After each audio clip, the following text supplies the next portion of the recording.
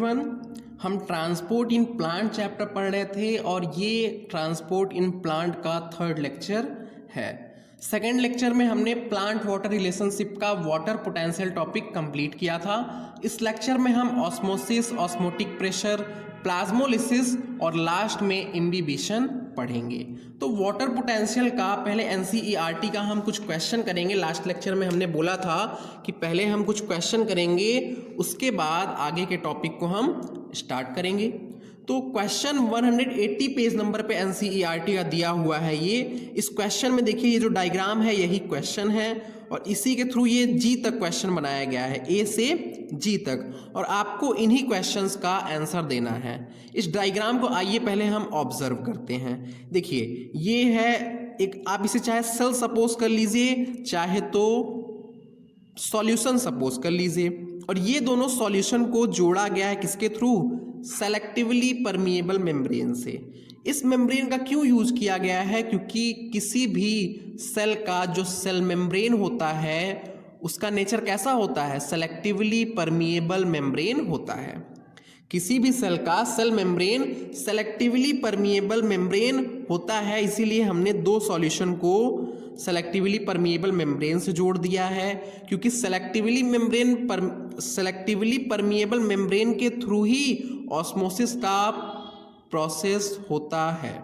देखिए ऑब्जर्वेशन में क्या समझ में आ रहा है कि दो सेल हैं या फिर तो दो सॉल्यूशन है, ए और बी। इस सॉल्यूशन ए में सॉल्यूट का मॉलिक्यूल कम है, सॉल्यूट का मॉलिक्यूल ये रिप्रेजेंट कर रहा है। सॉल्यूशन ए में सॉल्यूट का मॉलिक्यूल कम है और सॉल्यूशन बी में सॉल्यूट का मॉलिक्यूल इन कंपैरिजन टू ए ज़्यादा है। ए में कम है और बी में ज़्यादा है, अगर दोनों में हम कंपेयर करें तो। ये ऑब्जर्वेशन रहा हमारा इस डायग्राम का। तो आइए हम इसके क्वेश्चन को देखते हैं। फर्स्ट क्वेश्चन है, solution of which chamber has a lower water potential. देखिए लोअर वैल्यू पूछा है, लोअर वाटर पोटेंशियल। तो हमने देखा था कि water potential is inversely proportional to concentration of solute.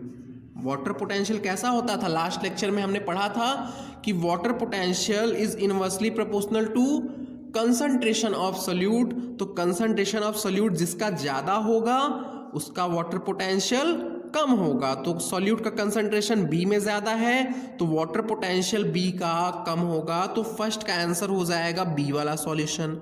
Second में है, solution of which chamber has a lower solute potential. Lower solute potential पूछ रहा है। तो लास्ट लेक्चर में हमने ये भी देखा था कि solute potential is inversely proportional to concentration of solute.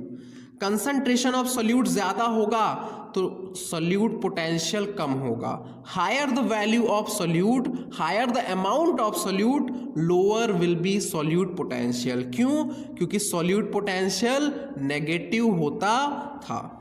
तो सॉल्यूट का कंसंट्रेशन अगेन बी में ज़्यादा है तो सॉल्यूट पोटेंशियल कहाँ का कम हो जाएगा? बी वाले सॉल्यूशन का कम हो जाएगा। उसके बाद क्या पूछा है, in which direction will osmosis occur. Osmosis means आप यहाँ पे समझिए flow of water, movement of water समझिए। तो अब बताइए कि मूवमेंट ऑफ वाटर कहाँ से कहाँ होगा? High water potential to low water potential. Water potential high किसका है? ए सॉल्यूशन का है, और वाटर पोटेंशियल लो किसका है? बी सॉल्यूशन का है। तो high water potential to low water potential movement of water होगा। मूवमेंट ऑफ वाटर कहाँ होगा? High water potential to low water potential, that is हम लिख सकते हैं ए से बी की तरफ होगा, ए से बी की तरफ होगा। इसके बाद डी वाला क्वेश्चन है, which solution has higher solute potential. B में पूछा था लोअर सॉल्यूट पोटेंशियल, अब डी में पूछ लिया हायर। तो बी का अगर लोअर है तो ए वाले का क्या होगा? हायर सॉल्यूट पोटेंशियल हो जाएगा। इसके बाद ई पूछ रहा है कि at equilibrium which chamber will have lower water potential. तो आप ध्यान दीजिए, थर्ड पॉइंट में मैंने लिखवाया था और नोट करके लिखवाया था कि एट इक्विलिब्रियम टू सेल्स और two solution have equal water potential. और यहाँ पे लिखा है, देख लीजिए, At equilibrium, the two chambers should have nearly the same water potential. तो इसका आंसर ई वाले का हो जाएगा सेम। ठीक है, ई का आंसर क्या हो जाएगा? सेम हो जाएगा। उसके बाद एफ में पूछा है, अब एफ और जी जो क्वेश्चन है ये यहाँ पे कुछ वैल्यू दे के पूछा है। देखिए क्या लिखा है, if one chamber has water potential -200 kilo pascal and other have -1000 kilo pascal, which is the chamber that has higher water potential. ये साई यहाँ पे वाटर पोटेंशियल रिप्रेजेंट कर रहा है। तो हायर वैल्यू पूछ रहा है किसका होगा, तो आप बता दीजिए -1000 का होगा। लास्ट लेक्चर में हमने देखा था कि नेगेटिव में जितनी कम वैल्यू होगी वही हायर वैल्यू होती है ना। और ये आपने मैथ्स में भी पढ़ा हुआ है, कई सारे क्वेश्चन में यूज़ होता है। नेगेटिव वैल्यू है ना, तो नेगेटिव में 1000 ज़्यादा बड़ा होगा और नेगेटिव में 2000 छोटा होगा 1000 से। समझ में आ रहा है ये? तो किसका हायर होगा वाटर पोटेंशियल, तो वाटर पोटेंशियल -1000 वाले का हायर होगा। तो अब इसी में अगर मैं पूछूं कि फ्लो ऑफ वाटर कहाँ से कहाँ होगा, तो ये -1000 वाले से -2000 वाले में फ्लो ऑफ वाटर होगा। ठीक है, -1000 वाले से -2000 वाले में फ्लो ऑफ वाटर होगा। इसके बाद जी नंबर क्वेश्चन है कि what will be the direction of movement of water when two solution with water potential 0.2 million pascal and 0.1 million pascal are separated by selectively permeable membrane. देखिए एक का इन्होंने water potential दे दिया 0.2 मिलियन पास्कल, एक का दे दिया 0.1 मिलियन पास्कल। अब आपसे पूछ रहे हैं कि फ्लो ऑफ वाटर कहाँ से कहाँ होगा। देखिए वाटर पोटेंशियल तो नेगेटिव होता है, बट एनसीईआरटी के इस क्वेश्चन में वाटर पोटेंशियल की नेगेटिव वैल्यू नहीं दी हुई है। वाटर पोटेंशियल की नेगेटिव वैल्यू नहीं दी हुई है, तो आप अपने कॉन्सेप्ट को लगाइए कि movement of water will take place from higher water potential to lower water potential. तो हायर वाटर पोटेंशियल किसका होगा? पॉजिटिव में ये वाली वैल्यू हायर होगी, ये वाली वैल्यू लोअर होगी। तो हायर से लोअर की तरफ मूवमेंट ऑफ वाटर होगा, हायर से लोअर की तरफ मूवमेंट ऑफ वाटर होगा। ठीक है, तो ये जी तक क्वेश्चन था जो कि वाटर पोटेंशियल से था, ये कंप्लीट हो गया। इसके बाद हम आज का टॉपिक ऑस्मोसिस को स्टार्ट करते हैं। ऑस्मोसिस को पढ़ने से पहले एक नोट पॉइंट में हम मेम्ब्रेन परमिएबिलिटी को पढ़ लेते हैं। ठीक, देखिए एक नोट पॉइंट बनाते हैं और टॉपिक होगा नोट में हमारा मेम्ब्रेन परमिएबिलिटी।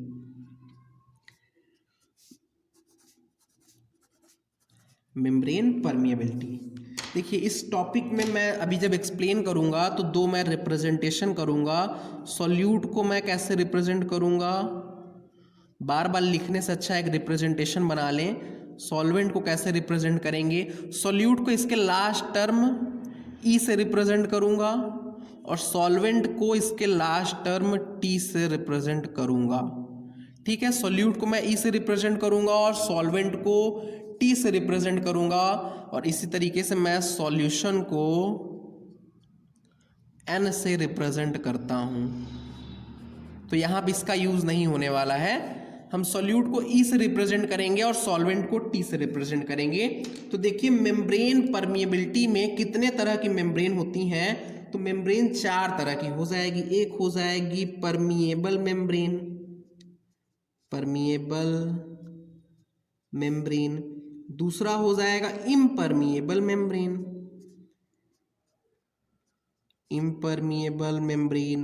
थर्ड हो जाएगा सेमी परमिएबल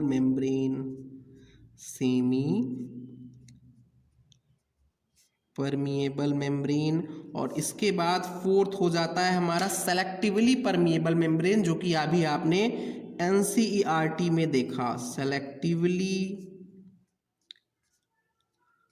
परमिएबल मेम्ब्रेन। ठीक है, permeable, impermeable, semi permeable and selectively permeable. इसी का एक दूसरा नाम भी है DIFFERENTIALLY परमिएबल मेम्ब्रेन, एनसीईआरटी में लिखा हुआ है ये दूसरा नाम, इसीलिए मैं यहाँ पे लिख रहा हूँ। डिफरेंशियली परमिएबल मेम्ब्रेन भी बोलते हैं सेलेक्टिवली परमिएबल मेम्ब्रेन को। ठीक है, तो आइए इसमें देखते हैं ये 4 तरह की मेम्ब्रेन आखिर कैसे हुई। जो परमिएबल मेम्ब्रेन होगा ये सॉल्यूट को भी पास होने देगा और सॉल्वेंट को भी पास होने देगा। ये हमने मेम्ब्रेन बनाया, मेम्ब्रेन के आर पार जा सकते हैं कौन, सॉल्यूट भी जाएगा सॉल्वेंट भी जाएगा। बट जो इम्परमिएबल मेम्ब्रेन होगा ये ना ही सॉल्यूट को जाने देगा और ना ही सॉल्वेंट को जाने देगा। समझ रहे हैं इतना पॉइंट आप? परमिएबल और इम्परमिएबल आपको समझ में आ गया होगा। इसके बाद जो सेमी परमिएबल है ये सॉल्यूट को बिल्कुल नहीं जाने देगा बट सॉल्वेंट को जाने देगा। सेमी परमिएबल वो मेम्ब्रेन होगा जो सॉल्यूट को नहीं पास होने देगा बट सॉल्वेंट को पास होने देगा। इसके अलावा सेलेक्टिवली परमिएबल मेम्ब्रेन में देखिए यहाँ पे सेलेक्टिवली है, सेमी मीन्स हो गया आधा, मीन्स ये एक को जाने दे रहा है एक को नहीं जाने दे रहा है, और सेलेक्टिवली मीन्स हो जाएगा सेलेक्टेड। सेलेक्टिवली में क्या हो जाएगा, सेलेक्टेड सॉल्यूट को जाने देगा, सेलेक्टेड सॉल्यूट को जाने देगा प्लस सारे सॉल्वेंट को जाने देगा।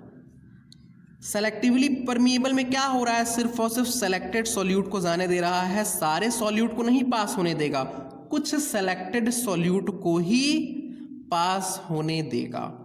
ठीक है, ये 4 तरह का मेम्ब्रेन हो गया हमारा। अब आइए इनके हम थोड़े एग्जाम्पल्स देख लिया जाए।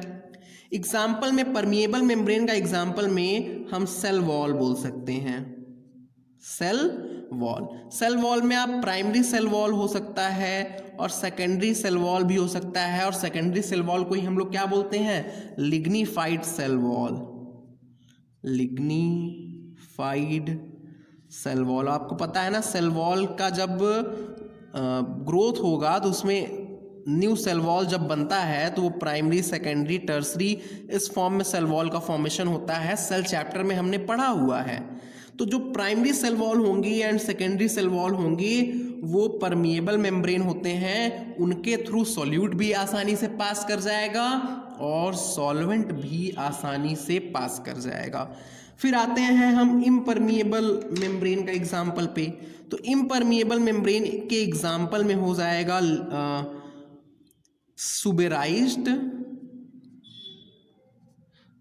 सुबेराइज्ड सेल वॉल। अब ये कहाँ प्रेजेंट होता है, एक सुबेरिन होता है जो कि कैस्पेरियन स्ट्रिप के फॉर्म में एंडोडर्मिस में जाकर के डिपॉजिट होता है। एंडोडर्मिस आपने पढ़ा होगा एनाटॉमी वाले चैप्टर में, एंडोडर्मिस में जा करके डिपॉजिट होता है कौन, सुबेराइज्ड। ये एक फैटी सबस्टेंस है, इसके डिपोजिशन से क्या हो जाता है, इम्परमिएबल हो जाता है सेल वॉल, एंडोडर्मिस इम्परमिएबल हो जाता है। तो ये हो गया सुबेराइज्ड सेल वॉल। और दूसरा क्यूटिनाइज्ड सेल वॉल। क्यूटिनाइज्ड का मीनिंग भी आपको पता है, देखिए क्यूटिकल प्रेजेंट होता है ना, ये एपिडर्मिस में प्रेजेंट होगा। सुबेराइज्ड सेल वॉल एंडोडर्मिस में प्रेजेंट होगा, एंडोडर्मिस में, और ये क्यूटिनाइज्ड सेल वॉल एपिडर्मिस में प्रेजेंट होता है। दोनों का मोटिव क्या होता है, लॉस ऑफ वाटर को प्रिवेंट करते हैं। ये जो क्यूटिनाइज्ड वाला है ये लॉस ऑफ वाटर को प्रिवेंट करता है, एपिडर्मिस में प्रेजेंट होगा। जैसे कोई डेजर्ट के प्लांट हैं, तो डेजर्ट में प्लांट है तो उनको वाटर का प्रिजर्वेशन करना है, तो ऐसे प्लांट में क्यूटिनाइज्ड सेल वॉल प्रेजेंट होते हैं। ऐसे प्लांट में क्यूटिनाइज्ड सेल वॉल प्रेजेंट होते हैं, मींस क्यूटिकल का लेयर होता है एपिडर्मिस के सेल वॉल में जो कि वाटर के लॉस को प्रिवेंट करते हैं। और सुबेराइज्ड सेल वॉल क्या हो गया, एंडोडर्मिस में प्रेजेंट होता है। ठीक है, इतना पॉइंट आपको समझ में आ रहा है। इसके बाद आता है सेमी परमिएबल मेम्ब्रेन। तो सेमी परमिएबल मेम्ब्रेन, देखिए ये दोनों टॉपिक हमें पढ़ना है, क्यूटिकल भी हमें पता है, हमने पढ़ा हुआ है एनाटॉमी में, सुबेराइज्ड सेल वॉल भी पढ़ा हुआ है। तो एग्जाम्पल जो मैंने लिखा है भले ही इस चैप्टर में नहीं दिया हुआ है बट कहीं ना कहीं ये सारे एग्जाम्पल एनसीईआरटी में दिए हुए हैं। ठीक है, तो इतना आपको समझ में आ रहा है। तो सेमी परमिएबल का एग्जाम्पल में हो जाएगा कॉपर फेरोसाइनाइड मेम्ब्रेन, ये अब एग्जाम्पल केमिस्ट्री में दिया हुआ है, कॉपर फेरो साइनाइड मेम्ब्रेन। हम आखिर ये मेम्ब्रेन परमिएबिलिटी पढ़ क्यों रहे हैं? देखिए, सेमी परमिएबल मेम्ब्रेन और सेलेक्टिवली परमिएबल मेम्ब्रेन, इन्हीं दोनों मेम्ब्रेन में ऑस्मोसिस का प्रोसेस होता है। इन्हीं दोनों मेम्ब्रेन में ऑस्मोसिस का प्रोसेस होता है, तो इसीलिए हम मेम्ब्रेन की परमिएबिलिटी पढ़ रहे हैं। ऑस्मोसिस मीन्स होता है simply diffusion of water, but अभी हम एक्सप्लेन करेंगे इसमें डिफ्यूजन ऑफ वाटर कैसे होगा। ठीक है, ऑस्मोसिस अभी एक्सप्लेन करेंगे, तो वहाँ पे हम ऑस्मोसिस और वाटर पोटेंशियल में डिफरेंस को भी देखेंगे। तो ऑस्मोसिस का प्रोसेस कहाँ होता है? सेमी परमिएबल मेम्ब्रेन में और सेलेक्टिवली परमिएबल मेम्ब्रेन में, या फिर तो डिफरेंशियली परमिएबल मेम्ब्रेन में होता है। तो सेमी परमिएबल मेम्ब्रेन का एग्जांपल क्या दिया हुआ है? कॉपर फेरोसाइनाइड मेम्ब्रेन, और इसके अलावा सेलोफेन एंड पार्चमेंट मेम्ब्रेन होता है। सेलोफेन एंड पार्चमेंट पेपर लिख लीजिए, या फिर तो मेम्ब्रेन। ये सब डायलिसिस में यूज होता है, आपने कोलॉइड चैप्टर में पढ़ा हुआ है, केमिस्ट्री में दिया हुआ है ये एग्जाम्पल, तो पूछ सकता है। ठीक है, इसके अलावा अगर सेलेक्टिवली परमिएबल मेम्ब्रेन का एग्जाम्पल देखें तो ह्यूमन में जितने भी, या फिर तो सेल में कहीं पे भी जो सेल मेम्ब्रेन हुआ, सेल मेम्ब्रेन जिसे हम प्लाज्मा मेम्ब्रेन भी बोलते हैं, सेल मेम्ब्रेन, प्लाज्मा मेम्ब्रेन, इसके अलावा ऑर्गेनेली में भी जो मेम्ब्रेन प्रेजेंट है वो मेम्ब्रेन भी सेलेक्टिवली परमिएबल होते हैं। मींस ऑर्गेनेलर मेम्ब्रेन, ऑर्गेनेली में जितने मेम्ब्रेन प्रेजेंट हैं। इसके अलावा मेम्ब्रेन ऑफ वैक्यूल जिसे हम टोनोप्लास्ट बोलते हैं, मेम्ब्रेन ऑफ वैक्यूल जिसे हम टोनोप्लास्ट बोलते हैं। टोनोप्लास्ट कहाँ प्रेजेंट होता है? वैक्यूल में प्रेजेंट है। तो ये सारे किसके एग्जाम्पल हो जाएंगे? सेलेक्टिवली परमिएबल मेम्ब्रेन के एग्जाम्पल हो जाएंगे। ये मिक्स नहीं कीजिएगा, ये इसका था। ठीक है, इतना पॉइंट आपको समझ में आ रहा है। इसके अलावा एक नोट पॉइंट में मैं एक पॉइंट बताना चाहूंगा इसी में, एग मेम्ब्रेन के बारे में। देखिए, एग मेम्ब्रेन, पहले ये एग मेम्ब्रेन मिलेगा कैसे ये जान लेते हैं। आप एग को लीजिए और उसमें एक निडल से छोटा सा होल कर दीजिए, छोटा सा होल कर दीजिए, और ये होल करने के बाद एग के अंदर से उसका जितना भी मटेरियल हो, साइटोप्लाज्म हो, एक तो एक सेल ही है ना, तो इसमें जितना भी जो कुछ भी हो सब कुछ आप इस होल के थ्रू बाहर की तरफ निकाल लीजिए। एक निडल से होल करके इसमें जो कुछ भी हो सब कुछ आप बाहर निकाल लीजिए। फिर एक ये शेल रह जाएगा, ये शेल रह जाएगा, और इस सेल में ऊपर की तरफ कैल्शियम कार्बोनेट लगा होगा। तो इस शेल को आप क्या कीजिए? HCl के डाइल्यूट सॉल्यूशन में रख दीजिए। एनसीईआरटी में दिया हुआ है ये, HCl के डाइल्यूट सॉल्यूशन में रख दीजिए। अगर आप HCl के डाइल्यूट सॉल्यूशन में रखेंगे तो यहाँ से कैल्शियम कार्बोनेट का शेल जो होगा वो डिसॉल्व हो जाएगा। उसके बाद जो बचेगा वो क्या होगा? एग का मेम्ब्रेन होगा। यहाँ से जब वो कैल्शियम कार्बोनेट का जो शेल होगा वो डिसॉल्व हो जाएगा, तो उसके बाद यहाँ पे एग का मेम्ब्रेन बच जाएगा। ठीक है, तो यहाँ से एग मेम्ब्रेन बच गया। तो एग मेम्ब्रेन के बारे में देखिए, एक पॉइंट मैं लिखता हूँ कि एग मेम्ब्रेन, देखिए 2 पॉइंट एग मेम्ब्रेन के बारे में, कि एग मेम्ब्रेन के बारे में यहाँ पे एनसीईआरटी में दिया हुआ है कि ये सेलेक्टिवली परमिएबल मेम्ब्रेन है। बट बाकी रेफरेंस बुक में, सारे रेफरेंस बुक में, मैंने 2-3 बुक उठा के देखे, सारे बुक में एग मेम्ब्रेन को सेमी परमिएबल मेम्ब्रेन बोला है। यहाँ पे देखिए, आप जब इस पैराग्राफ को पढ़ेंगे तो आपको समझ में आएगा कि एग मेम्ब्रेन को एनसीईआरटी ने सेलेक्टिवली परमिएबल मेम्ब्रेन बोला है, बट बाकी रेफरेंस बुक में सेमी परमिएबल मेम्ब्रेन दिया हुआ है। तो मुझे लगता है कि सेमी परमिएबल मेम्ब्रेन ही एप्रोप्रिएट आंसर इसका होगा। तो मैं यहाँ पे दोनों ही लिख दे रहा हूँ, आप जानते रहिए कि एनसीईआरटी में क्या दिया हुआ है, एग मेम्ब्रेन को सेलेक्टिवली परमिएबल मेम्ब्रेन बोल रहा है, सेलेक्टिवली परमिएबल मेम्ब्रेन बोल रहा है। और यही रेफरेंस बुक में क्या दिया हुआ है, एग मेम्ब्रेन को सेमी परमिएबल मेम्ब्रेन बोला है। रेफरेंस बुक, पहले तो मैंने बताया कि एग मेम्ब्रेन मिलेगा कैसे, फिर उसके बाद रेफरेंस बुक में इसे सेमी परमिएबल दिया हुआ है। मैंने गूगल भी किया तो सेमी परमिएबल ही मिला। सारे जगह पे मुझे मैक्स मींस एनसीईआरटी में ही सेलेक्टिवली परमिएबल लिखा है, इसके अलावा बाकी जगह पे सेमी परमिएबल लिखा हुआ है। तो ये वाला करेक्ट होगा मुझे लगता है। एनसीईआरटी में भले से ये लिखा हुआ है, बाकी सारे बुक में एग मेम्ब्रेन को सेमी परमिएबल मेम्ब्रेन बोला हुआ है। तो एग मेम्ब्रेन कैसा मेम्ब्रेन हो जाएगा, सेमी परमिएबल मेम्ब्रेन हो जाएगा। तो ये मेम्ब्रेन परमिएबिलिटी थी। आप इसमें देखिए तो सॉल्वेंट का मूवमेंट एक सेमी परमिएबल में हो रहा है और एक सेलेक्टिवली परमिएबल में हो रहा है। तो सेमी परमिएबल में और सेलेक्टिवली परमिएबल में हो रहा है, तो हमें मेनली इन्हीं दोनों मेम्ब्रेन में ऑस्मोसिस के प्रोसेस को पढ़ना है। ठीक है, इन्हीं दोनों मेम्ब्रेन में ऑस्मोसिस के प्रोसेस को पढ़ना है। तो आइए नेक्स्ट पेज में चलते हैं।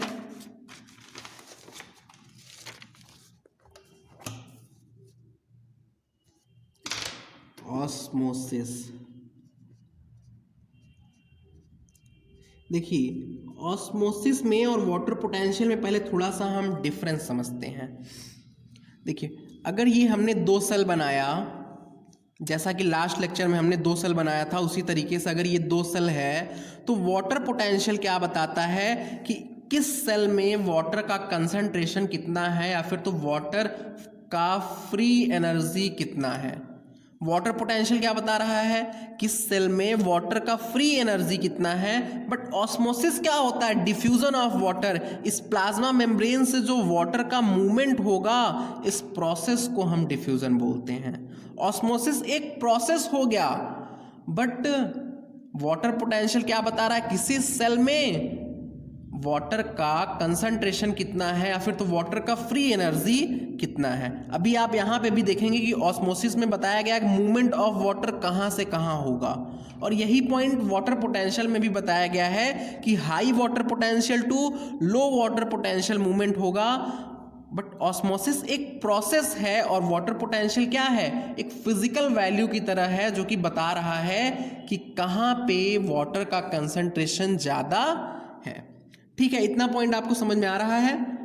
तो आइए ऑस्मोसिस को देखते हैं। ऑस्मोसिस में बहुत सारे लोग कंफ्यूज होते हैं, क्योंकि अभी हम देखेंगे osmosis low concentration to high. मैं डेफिनेशन जब लिखूंगा low concentration to high concentration होता है। इसके अलावा मैं एक ये भी डेफिनेशन लिखूंगा कि it's high concentration to low concentration. 2 definition लिखूंगा, लो से हाई भी लिखूंगा और हाई टू लो भी लिखूंगा, और सही दोनों डेफिनेशन है। बस आपको दोनों डेफिनेशन में डिफरेंस को समझना है, दोनों डेफिनेशन में डिफरेंस को समझना है। तो डेफिनेशन दोनों ही सही है। आइए आगे बढ़ाते हैं तो हमें समझ में आएगा। तो ऑस्मोसिस क्या होता है, हमने बताया कि it is a diffusion of water across differentially permeable membrane और सेलेक्टिवली परमिएबल मेम्ब्रेन और सेमी परमिएबल मेम्ब्रेन। ऑस्मोसिस क्या है, diffusion of water across differentially और selectively permeable membrane और semi permeable membrane। ठीक है, सेमी परमिएबल मेम्ब्रेन, ये osmosis का डेफिनेशन है कि ऑस्मोसिस क्या है, डिफ्यूजन ऑफ वाटर है अक्रॉस सेलेक्टिवली और differentially permeable membrane and semi permeable membrane. तो ये ऑस्मोसिस की डेफिनेशन हो गई। तो अब देखते हैं कि ऑस्मोसिस जो प्रोसेस है, इसमें वाटर का मूवमेंट कहाँ से कहाँ पे होगा। देखिए इन ऑस्मोसिस मूवमेंट ऑफ वाटर, या फिर तो वाटर विल मूव फ्रॉम,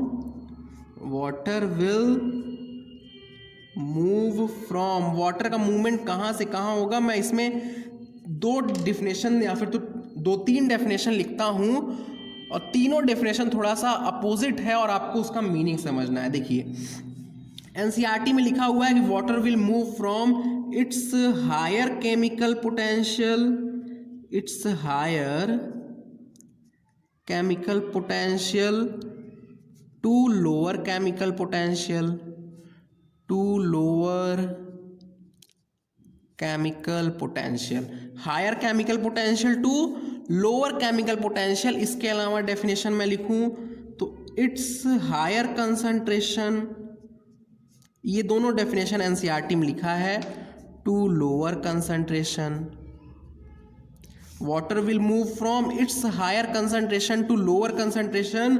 और थर्ड डेफिनेशन हम लिख सकते हैं lower concentration to higher concentration. ये तीन डेफिनेशन है और तीनों डेफिनेशन आपको समझना। देखिए डेफिनेशन मैं पूरा करता हूं पहले। Water will move from its higher chemical potential to lower chemical potential until equilibrium is reached, until equilibrium is reached। अभी जाकर के ये डेफिनेशन कंप्लीट हुआ है। देखिए डेफिनेशन की स्टार्टिंग यहाँ से है और इसके बाद इनमें से आप कोई भी एक लाइन लिख सकते हैं और उसके बाद डेफिनेशन को यहाँ तक ले आके कंप्लीट करेंगे। तो ये जो तीन मैंने लिखा हुआ है कि हायर केमिकल पोटेंशियल से lower chemical potential, it's higher concentration to lower concentration, और यहाँ पे देखिए मैंने इट्स टर्म को हटा दिया है और क्या लिखा है, lower concentration to higher concentration. क्या आपको ये जो डेफिनेशन मैंने तीन लिखा है तीनों सही है? तीनों डेफिनेशन सही है। क्या आपको ऑस्मोसिस का फील आ रहा है? मतलब क्या आपको पता है ऑस्मोसिस की क्या होता है एक्चुअल में, कौन सा डेफिनेशन किस कंडीशन पे सही है? क्या आपको ये पॉइंट पता है? आइए हम आपको ये पॉइंट एक्सप्लेन करते हैं। ये तो लास्ट लेक्चर की तरह ही हम दो सेल बना लेते हैं। लास्ट लेक्चर का सेम एग्जांपल हम यहाँ पे रिपीट करेंगे। देखिए ये दो सेल हो गया, यहाँ पे हमने बोला था 10 वाटर मॉलिक्यूल अगर यहाँ पे हैं, और यहाँ पे क्या हुआ था, हमने 2 सुक्रोज मॉलिक्यूल ले लिया था जिसके साथ में 4 वाटर मॉलिक्यूल एसोसिएट हो गए थे, और बचा हुआ फ्री वाटर मॉलिक्यूल कितना था, 6 था। बचा हुआ फ्री वाटर मॉलिक्यूल कितना था, 6 था। ठीक है, इतना पॉइंट आपको समझ में आ रहा है? देखिए इसको समझिए, तीनों डेफिनेशन सही है बट तीनों का थोड़ा सा फील लीजिए। ये पॉइंट बहुत से लोगों को कन्फ्यूज़न हो जाता है क्योंकि केमिस्ट्री में कोई और डेफिनेशन लिखा है, बायो में कोई और डेफिनेशन लिखा है, तो दोनों है तो सेम चीज़ ना। ऑस्मोसिस तो ऑस्मोसिस है, केमिस्ट्री वाला ऑस्मोसिस दूसरा और फिजिक्स वाला ऑस्मोसिस दूसरा थोड़ी हो जाता है। अब कुछ लोग ऐसा बोले कि वो केमिस्ट्री का ऑस्मोसिस है, ये बायो का ऑस्मोसिस है, दोनों अलग अलग होगा, तो ऐसा कुछ नहीं है। ऑस्मोसिस ऑस्मोसिस है और तीनों डेफिनेशन सही है। आइए देखते हैं कैसे सही है। देखिए ये हमने एग्जाम्पल बनाया, यहाँ पे फ्री वाटर मॉलिक्यूल 10 है और इस वाले सेल में फ्री वाटर मॉलिक्यूल 6 हैं। यहाँ पे फ्री वाटर मॉलिक्यूल 10 है, यहाँ पे 6 हैं। अब आप बताइए वाटर पोटेंशियल किसका ज़्यादा होगा? इस सेल का वाटर पोटेंशियल ज़्यादा होगा, इस सेल का वाटर पोटेंशियल कम होगा। इतना पॉइंट आपको समझ में आ रहा है? इस सेल का वाटर पोटेंशियल ज़्यादा होगा, इस सेल का वाटर पोटेंशियल कम होगा। तो मूवमेंट ऑफ वाटर कहाँ से कहाँ होगा? इस वाले सेल से मूवमेंट ऑफ वाटर इधर की तरफ होगा। इतना पॉइंट आपको अच्छे से समझ में आ रहा होगा क्योंकि ये लास्ट लेक्चर का पॉइंट अभी तक हमने एक्सप्लेन किया। अब ऑस्मोसिस में जो डेफिनेशन लिखा है देखिए, water will move from its higher concentration. इससे पहले एक पॉइंट और हम लोग क्लियर कर लेते हैं। देखिए इस वाले सेल में सॉल्यूट बिल्कुल भी नहीं है, तो इसका कंसंट्रेशन क्या होगा? इसका कंसंट्रेशन लो होगा, इस वाले सेल का कंसंट्रेशन लो होगा और इस वाले सेल का कंसंट्रेशन हाई होगा। कंसंट्रेशन हाई है इन कंपैरिजन टू इस सेल के। क्यों हाई है? क्योंकि यहाँ पे कुछ सॉल्यूट मॉलिक्यूल हैं। आपको पता है कंसंट्रेशन का मीनिंग क्या होता है? कंसंट्रेशन इक्वल्स टू होता है सॉल्यूट अपॉन सॉल्वेंट। आप कोई भी कंसंट्रेशन टर्म देखिए, सिंपल सा यही कंसंट्रेशन का मीनिंग होता है। Concentration means solute upon solvent. तो इस सेल में आप देख रहे हैं कंसंट्रेशन लो है, इस सेल में कंसंट्रेशन हाई है।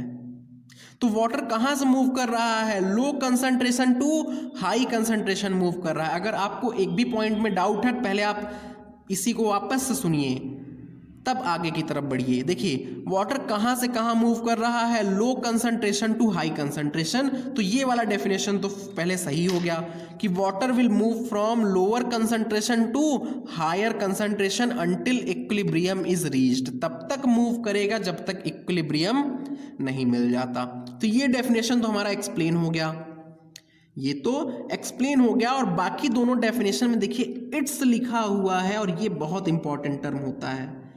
एक सिंगल टर्म, एक सिंगल वर्ड पूरे डेफिनेशन को चेंज कर सकता है। इट्स का मीनिंग यहां समझिए, यहां पे इट्स मीन्स है वाटर। इट्स मीन्स क्या होगा, वाटर को बोल रहा है, क्योंकि हमारा नाउन यहाँ पे पहला टर्म हमने वाटर लेके चला है ना, तो यहाँ पे ये जो इट्स है ये वाटर को रिप्रेजेंट कर रहा है। Water will move from, its means water के higher chemical potential to lower chemical potential. Water का हायर केमिकल पोटेंशियल कहाँ है, जहाँ पे 10 मॉलिक्यूल ऑफ वाटर है, और वाटर का लोअर केमिकल पोटेंशियल कहाँ है, जहाँ पे 6 मॉलिक्यूल ऑफ वाटर है।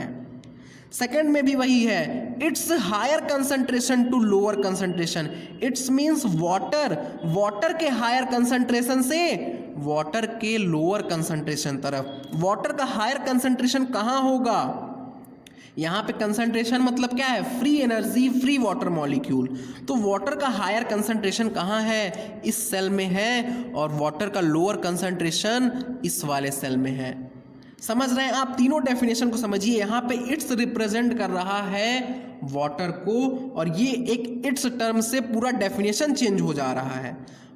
आखिर ऑस्मोसिस में डिफ्यूजन ऑफ वाटर होना है, हमें यहाँ पे सिर्फ और सिर्फ वाटर का डिफ्यूजन पढ़ना है, बट 3 डेफिनेशन अलग अलग बन रहे हैं। थर्ड डेफिनेशन में देखिए, अब यहाँ पे आते हैं। देखिए जब लोअर कंसंट्रेशन होगा, जब कंसंट्रेशन कम होगा, तो उस केस में सॉल्वेंट का अमाउंट ज़्यादा होगा। आप ज़्यादा पानी में थोड़ा चीनी डाल दीजिए तो उसका कंसंट्रेशन कम होगा, मीन्स उस टाइम सॉल्वेंट का कंसंट्रेशन ज़्यादा होगा। तो इन दोनों डेफिनेशन में वही तो मैंने लिखा है, लोअर कंसंट्रेशन यहाँ लिखा हुआ है, मतलब क्या हुआ कि सॉल्वेंट का कंसंट्रेशन ज़्यादा है। कहाँ पे, यहाँ देखिए इट्स मीन्स क्या है, सॉल्वेंट को रिप्रेजेंट कर रहा है। समझ रहे हैं आप, अगर नहीं समझ में आप वापस से रिपीट करके सुनिए। इट्स मीन्स क्या है, यहाँ पे वाटर है, तो वाटर के हायर केमिकल पोटेंशियल से वाटर के लोअर केमिकल पोटेंशियल की तरफ जाएगा, या फिर तो वाटर के हायर कंसंट्रेशन से वाटर के लोअर कंसंट्रेशन की तरफ जाएगा, या फिर तो लोअर कंसंट्रेशन से हायर कंसंट्रेशन। अगर हम लोअर कंसंट्रेशन लिख रहे हैं तो यहाँ आप देखिए इट्स नहीं लगाए हैं, क्यों, क्योंकि इस टाइम कंसंट्रेशन का मतलब ये हो गया सॉल्यूट अपॉन सॉल्वेंट। इस सेल में सॉल्यूट की वैल्यू 0 है, तो कंसंट्रेशन यहाँ पे लो है, कंसंट्रेशन 0 आएगी। बट इस सेल में सॉल्यूट की वैल्यू है, तो इस सेल में कंसंट्रेशन हाई आएगा। तो देखिए डेफिनेशन एनसीईआरटी में जो लिखा हुआ है, ये बुक में हम लोग देख लें कि ये water will move from its region of. Its देखिए यहाँ पे ये टर्म बहुत इंपॉर्टेंट है, आप इट्स को लेके चलिए बस। इट्स मीन्स यहाँ पे क्या है, वाटर को रिप्रेजेंट कर रहा है। इट्स वाटर के region of higher chemical potential और कंसंट्रेशन टू इट्स। फिर से इट्स यहाँ पे लिखा हुआ है, मैंने एक इट्स से काम चला दिया था डेफिनेशन में। To its region of lower chemical potential until equilibrium is reached. ठीक है, इतना पॉइंट आपको समझ में आ रहा है। टू इट्स, यहाँ पे इट्स मीन्स क्या रिप्रेजेंट कर रहा है, वाटर को रिप्रेजेंट कर रहा है। तो ये डेफिनेशन आपको तीनों अच्छे से समझ में आनी चाहिए, तभी आपको इसका डिफरेंस समझ में आएगा। ठीक है, तभी आपको ये तीनों डेफिनेशन का डिफरेंस समझ में आया, क्योंकि कहीं ना कहीं आपको तीनों डेफिनेशन मिल जाएगा। कोई टीचर ने ये डेफिनेशन बताया, किसी ने ये डेफिनेशन बताया, तो बच्चा कंफ्यूज हो जाता है कि आखिर डेफिनेशन सही कौन सा है, हायर कंसंट्रेशन से लोअर सही है कि लोअर कंसंट्रेशन से हायर सही है। वो इट्स पे ध्यान ही नहीं देता है। यहाँ पे इट्स मीन्स वाटर रिप्रेजेंट हो रहा है। ठीक है, तो इसको आप अच्छे से क्लियर कर लीजिए। नहीं समझ में आया मैं फिर से बोल रहा हूँ, रिपीट करके देख लीजिए, ऑस्मोसिस आपको एकदम ही अच्छे तरीके से समझ में आ जाएगा। तो आइए ऑस्मोसिस को अब हम टॉपिक को आगे बढ़ाते हैं। इतना समझ में आ गया डेफिनेशन। तो देखिए हम दो सेल बना लेते हैं और वो सेल बना करके इसको एक्सप्लेन करते हैं। अब वाटर पोटेंशियल और ऑस्मोसिस दोनों के टर्म में फ्लो ऑफ वाटर को यहाँ पे हम एक्सप्लेन कर रहे हैं। देखिए ये दो सेल हो गए, इन दोनों सेल के बीच में ये जो मेम्ब्रेन है ये सेमी परमिएबल मेम्ब्रेन बोल लीजिए या फिर तो सेलेक्टिवली परमिएबल मेम्ब्रेन बोल लीजिए। अपने बायोलॉजी की एनसीईआरटी में सेलेक्टिवली परमिएबल मेम्ब्रेन और डिफरेंशियली परमिएबल मेम्ब्रेन ही लिखा है, बट सेमी परमिएबल के भी थ्रू होता है, ये केमिस्ट्री के सॉल्यूशन चैप्टर में लिखा है। तो दोनों के थ्रू ऑस्मोसिस होता है। आप दोनों को साथ में लेके चलिए, आपको ज़्यादा अच्छे से क्लियर होगा। तो ऑस्मोसिस सेमी परमिएबल से भी होगा, सेलेक्टिवली परमिएबल मेम्ब्रेन से भी होगा। तो हमने यहाँ पे दो सेल बनाया और ये बीच में जो मेम्ब्रेन है इसका कैसा होगा, आप बोल लीजिए तो सेमी परमिएबल, आप बोलिए तो सेलेक्टिवली परमिएबल। दोनों मेम्ब्रेन में से कोई भी मेम्ब्रेन ये हो सकता है। हमने इस सेल को नाम दे दिया कि ये है सेल ए, ये है सेल बी। ठीक, सेल ए है और ये सेल बी है। एक साइड में हमने 1 लीटर ऑफ प्योर H2O रख दिया, 1 लीटर ऑफ प्योर H2O रखा है, मतलब इसकी कंसंट्रेशन एकदम लो होगी। और दूसरे साइड पे हमने 1 लीटर H2O में कुछ अमाउंट ऑफ सॉल्यूट मिला दिया। 1 लीटर H2O में आप सपोज कर लीजिए कि हमने 50 ग्राम 100 ग्राम कुछ भी 50 ग्राम शुगर ऐड कर दिया, सॉल्ट ऐड कर दिया। ठीक, इतना आपको समझ में आ रहा है। तो इस टाइम पे क्या हो गया, सेल ए प्योर सॉल्वेंट से है या फिर तो प्योर लिक्विड यहाँ पे प्रेजेंट है, प्योर वाटर प्रेजेंट है, तो सेल ए का क्या होगा, कंसंट्रेशन एकदम लो होगा और सेल बी का कुछ ना कुछ कंसंट्रेशन होगा। सेल बी का कंसंट्रेशन होगा तो मूवमेंट ऑफ वाटर कहाँ से कहाँ होगा, सेल ए से सेल बी की तरफ जाएगा। सेल ए से सेमी परमिएबल मेम्ब्रेन या फिर तो सेलेक्टिवली परमिएबल मेम्ब्रेन के थ्रू सेल ए से सेल बी में मूवमेंट ऑफ वाटर होगा। सेल ए से सेल बी में मूवमेंट ऑफ वाटर होगा। देखिए हम यहाँ पे क्या लिख सकते हैं, सेल ए में हम क्या लिख सकते हैं, इसका हाई केमिकल पोटेंशियल है और सेल बी का लो केमिकल पोटेंशियल है। सबसे पहला point, high chemical potential, high chemical potential to low chemical potential हो रहा है, लो केमिकल पोटेंशियल। समझ में आ रहा है, high chemical potential to low chemical potential होगा। यहाँ पे आप अभी आपने जो वाटर पोटेंशियल पढ़ा था और ऑस्मोसिस दोनों में मूवमेंट ऑफ वाटर पढ़ा, तो उसे हम यहाँ पे अच्छी तरीके से क्लियर कर ले रहे हैं कि हाई केमिकल पोटेंशियल से लो केमिकल पोटेंशियल की तरफ होगा। या फिर तो हम इसे और क्या बोल सकते हैं, ये प्योर सॉल्वेंट है और ये सॉल्यूशन है, सॉल्वेंट से सॉल्वेंट टू सॉल्यूशन की तरफ होगा। सबका मीनिंग वही है, ये जो मैं जितना भी लिखूंगा सबका मीनिंग वही होगा, बट रिप्रेजेंट करने का तरीका अलग अलग है। सॉल्वेंट से सॉल्यूशन की तरफ होगा। इसके अलावा हम क्या लिख सकते हैं कि इसका वाटर पोटेंशियल ज़्यादा होगा। क्यों? क्योंकि यहाँ पे सॉल्यूट का अमाउंट एकदम कम है या फिर तो नहीं है। सेल बी में सॉल्यूट है, इसलिए सेल बी का सॉल्यूट होगा तो वाटर पोटेंशियल नेगेटिव होगा। तो हम यहाँ लिख सकते हैं वाटर पोटेंशियल इसका हाई है या फिर तो high water potential to low water potential की तरफ मूवमेंट ऑफ वाटर होगा।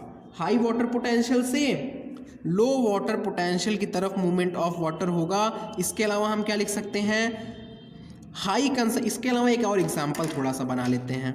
देखिए अभी तो हमने यहाँ पे ये जो प्योर सॉल्वेंट लिया था, इसके अलावा इसी में एक और एग्जांपल बना लेते हैं। सेल ए ही है, सेल बी ही है, बट हमने किया क्या, देखिए बस ये ज़्यादा क्लियर करने के लिए मैं एक दूसरा एग्जांपल ले रहा हूँ ताकि इस पॉइंट को और अच्छे से क्लियर कर सका जाए। ये हुआ हमारा वही पुराना सेल मेम्ब्रेन, प्लाज्मा मेम्ब्रेन। हमने क्या कर दिया, दोनों में 50-50 ग्राम चीनी बढ़ा दिया, दोनों में 50-50 ग्राम चीनी बढ़ा दिया। ये क्या हो गया, 1 litre H2O plus 50 gram sugar हो गया। सेकेंड केस में क्या हो जाएगा, 1 litre H2O plus 100 gram sugar, 1 litre H2O plus 100 gram sugar हो जाएगा। हमने यहाँ पे शुगर का 50 ग्राम बढ़ाया, 50 ग्राम पहले से था तो 100 ग्राम हो गया। अब बताइए कि मूवमेंट ऑफ वाटर कहाँ से कहाँ होगा। मूवमेंट ऑफ वाटर इधर के ही डायरेक्शन में होगा। क्यों? क्योंकि यहाँ पे फ्री वाटर मॉलिक्यूल ज़्यादा होगा, यहाँ का वाटर पोटेंशियल ज़्यादा होगा, यहाँ का कंसंट्रेशन कम होगा, यहाँ पे वाटर का कंसंट्रेशन ज़्यादा होगा। ध्यान दीजिए, वाटर का कंसंट्रेशन बोल रहा हूँ, वाटर का कंसंट्रेशन ज़्यादा होगा। सेल ए में वाटर का कंसंट्रेशन ज़्यादा होगा बट कंसंट्रेशन कम होगा। सेल ए में वाटर का कंसंट्रेशन ज़्यादा होगा बट कंसंट्रेशन कम होगा। सेल बी में वाटर का कंसंट्रेशन कंपैरेटिवली कम होगा बट कंसंट्रेशन ज़्यादा होगा। इस डेफिनेशन को ही मैं यहाँ पे एक्सप्लेन करने की कोशिश फिर से कर रहा हूँ। तो देखिए इधर से तरफ यहाँ पे ये फ्लो ऑफ वाटर होगा। तो और पॉइंट हम यहाँ पे क्या लिख सकते हैं, देखिए high water concentration to low water concentration की तरफ फ्लो ऑफ वाटर होगा। High water concentration to low water concentration. Water concentration का मैंने क्या बताया था, मतलब फ्री एनर्जी होता है ENERGY, या फिर तो फ्री वाटर मॉलिक्यूल होता है। फ्री एनर्जी और फ्री वाटर मॉलिक्यूल। अगर आपने लास्ट लेक्चर नहीं देखा है अच्छे से तो ये पॉइंट्स समझ में आने में थोड़ा आपको प्रॉब्लम होगा। तो यहाँ पे हमने क्या लिख दिया, high water concentration to low water concentration हो रहा है, या फिर तो low concentration to high concentration हो रहा है flow of water. Low concentration से हाई कंसंट्रेशन, समझ रहे हैं आप। कंसंट्रेशन का मतलब यहाँ पे सॉल्यूट के रेस्पेक्ट में है, सॉल्यूट अपॉन सॉल्वेंट, और यहाँ पे हम वाटर का कंसंट्रेशन देख रहे हैं। इसके अलावा हम यहाँ पे क्या लिख सकते हैं, कंसंट्रेशन लो है तो ऐसे सॉल्यूशन को हम लोग हाइपोटोनिक सॉल्यूशन बोलते हैं। अभी ये हम देखेंगे भी आगे। Hypotonic solution to hypertonic solution. Hypertonic और हाइपोटोनिक मतलब क्या है, हाइपो मीन्स होता है कम, हाइपर मीन्स ज़्यादा। तो जिसका कंसंट्रेशन कम वो हाइपोटोनिक, जिसका कंसंट्रेशन ज़्यादा वो हाइपरटोनिक। अभी आप ऐसे समझ लीजिए, और बाकी इसे मैं अभी डिटेल में एक्सप्लेन करूँगा कि टोनिसिटी क्या होता है, ये रिलेटिव कंसंट्रेशन होता है, ये सारे पॉइंट अभी आगे एक्सप्लेन होंगे। तो अभी आप इतना याद रखिए कि low concentration to high concentration जा रहा है, मतलब लो कंसंट्रेशन का मतलब क्या हो जाएगा, हाइपोटोनिक सॉल्यूशन है टू हाइपरटोनिक सॉल्यूशन में जाएगा। तो इतने पॉइंट्स हम एक्सप्लेन कर सकते हैं मूवमेंट ऑफ वाटर कहाँ से कहाँ पे होगा। ऑस्मोसिस क्या है, एक प्रोसेस है, एक फिनोमिना है। इस जो सेमी परमिएबल मेम्ब्रेन से वाटर पास कर रहा है, इसी प्रोसेस को ऑस्मोसिस बोलते हैं। और वाटर पोटेंशियल क्या है, एज अ फिजिकल क्वांटिटी है जो कि बताएगा कि वाटर का कंसंट्रेशन कहाँ पे ज़्यादा है, वाटर का फ्री एनर्जी कहाँ पे ज़्यादा है, इस पॉइंट को बताता है वाटर पोटेंशियल। ठीक है, तो ये इतना पॉइंट हो गया ऑस्मोसिस में। तो आइए एक दो पॉइंट लिख लिया जाए कि एट इक्विलिब्रियम क्या होगा, दोनों का वाटर पोटेंशियल सेम हो जाएगा। एट इक्विलिब्रियम दोनों का लगभग सब कुछ सेम हो जाएगा, केमिकल पोटेंशियल भी सेम, इन दोनों में जो है कंसंट्रेशन भी सेम हो जाएगा लगभग। देखिए उसी पॉइंट को हम नेक्स्ट पेज में लिखते हैं कि एट इक्विलिब्रियम मीन्स इक्विलिब्रियम हो गया। At equilibrium two chamber should have nearly same water potential। देखिए यहाँ पे NCERT ने ही टर्म एक नियरली यूज किया है, मतलब कंप्लीटली सेम नहीं होगा, नियरली सेम होगा, कंप्लीटली सेम कभी भी नहीं होगा। ठीक है, two chamber should have nearly same water potential हो जाएगा, किस कंडीशन पे, इक्विलिब्रियम के कंडीशन पे। ठीक है, तो इतना पॉइंट आपको समझ में आ रहा है। इसके बाद क्या लिखा है कि ऑस्मोसिस किसके थ्रू डिटरमाइंड होता है, तो यहाँ ऐसे लिख लेते हैं कि osmosis determined by determined by osmosis. किसके थ्रू डिटरमाइंड होगा? आपने अभी देखा कंसंट्रेशन के थ्रू डिटरमाइन हो रहा है, कंसंट्रेशन ग्रेडियंट, और दूसरा एक होता है प्रेशर ग्रेडियंट के थ्रू डिटरमाइन होता है। मींस कंसंट्रेशन के थ्रू ऑस्मोसिस को चेंज किया जा सकता है। ऑस्मोसिस कंसंट्रेशन के पे डिपेंड कर रहा है, कंसंट्रेशन के अकॉर्डिंग फ्लो ऑफ वाटर हो रहा है, और एक प्रेशर ग्रेडियंट पे भी डिपेंड करता है। अभी हम इसके बाद ऑस्मोटिक प्रेशर पढ़ेंगे तो ये पॉइंट और क्लियर होगा। प्रेशर ग्रेडियंट पे डिपेंड करेगा, ठीक है, कंसंट्रेशन ग्रेडियंट और प्रेशर ग्रेडियंट पे डिपेंड करेगा। तो इसके बाद हमारा एक दूसरा टॉपिक हो जाएगा यहीं से, ऑस्मोटिक प्रेशर। ऑस्मोटिक प्रेशर, आइए इस टॉपिक को पहले हम लोग फील किया जाए, इस टॉपिक को पहले फील किया जाए। देखिए, आपने बताया था लास्ट लेक्चर में कि वाटर मॉलिक्यूल के पास में काइनेटिक एनर्जी होता है, काइनेटिक एनर्जी होता है, और उसे हम लोग वाटर पोटेंशियल के फॉर्म में रिप्रेजेंट करते हैं। वाटर पोटेंशियल का यूनिट क्या था? पास्कल था, प्रेशर का यूनिट था, ठीक है। तो जो लास्ट लेक्चर में हमने एग्जाम्पल बनाया था वही बना देते हैं। यहाँ पे हुआ 10 वाटर मॉलिक्यूल, यहाँ पे हुआ 6 वाटर मॉलिक्यूल, बाकी का 4 वाटर मॉलिक्यूल सॉल्यूट के साथ चिपक के बैठा है। यही लास्ट लेक्चर का हमारा एग्जाम्पल था। तो देखिए, यहाँ पे 10 वाटर मॉलिक्यूल है तो यहाँ का एनर्जी ज़्यादा होगा, हम इस एनर्जी को बोल दे रहे हैं E1। और ये जो है 6 वाटर मॉलिक्यूल है तो यहाँ का काइनेटिक एनर्जी कम होगा, इसको हम बोल दे रहे हैं E2। और इस पॉइंट को आपने देखा भी कि E1 is more than E2। Higher chemical potential है यहाँ पे लोअर केमिकल पोटेंशियल है, यहाँ पे हायर वाटर पोटेंशियल है, यहाँ पे लोअर वाटर पोटेंशियल है, यहाँ पे हायर काइनेटिक एनर्जी है, इधर पे लोअर काइनेटिक एनर्जी है। तो E1 is more than E2 है, इतना पॉइंट आपको समझ में आ रहा है? E1 is more than E2 है।